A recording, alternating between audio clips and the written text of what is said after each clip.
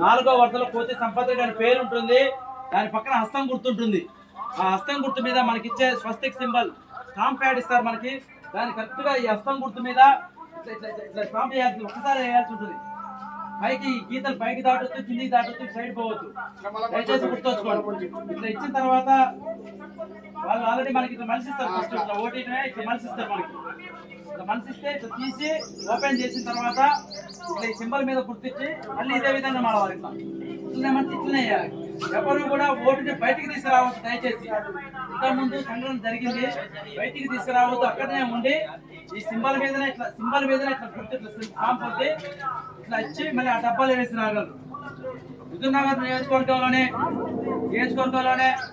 28 వార్డుల్లో కోతి సంపత్ రెడ్డి గారు గతంలో 3వ వార్డు నుంచి పోటీ చేసి మున్సిపల్ చైర్మన్, వైస్ చైర్మన్ అయ్యారు. వార్డులో బీసీ రిజర్వేషన్ లో భాగంగా మేము, నా భార్య అక్కడ బీసీ తరఫున పోటీ చేసి ఎనామస్ గా ఏకీగ్రీవంగా గెలిపించడానికి సంపత్ రెడ్డి గారు ఎంత కృషి చేశారు. ఈ యొక్క ఏకీగ్రీవంలో గౌరవ ఉత్తమ్ కుమార్ రెడ్డి గారి ఆధ్వర్యంలో సంపత్ రెడ్డి గారి సహకారంతో నేను ఏకీగ్రీవం కావడం జరిగింది.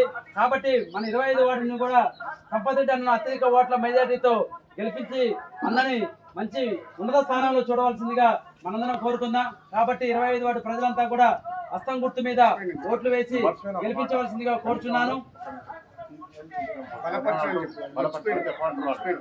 సిపిఐ, సిపిఎం పార్టీ బలపరిచినటువంటి కాంగ్రెస్ పార్టీ అభ్యర్థి సంపత్ రెడ్డి గారిని అత్యధిక ఓట్ల మెజార్టీతో గెలిపించవలసిందిగా కోరుతున్నాను.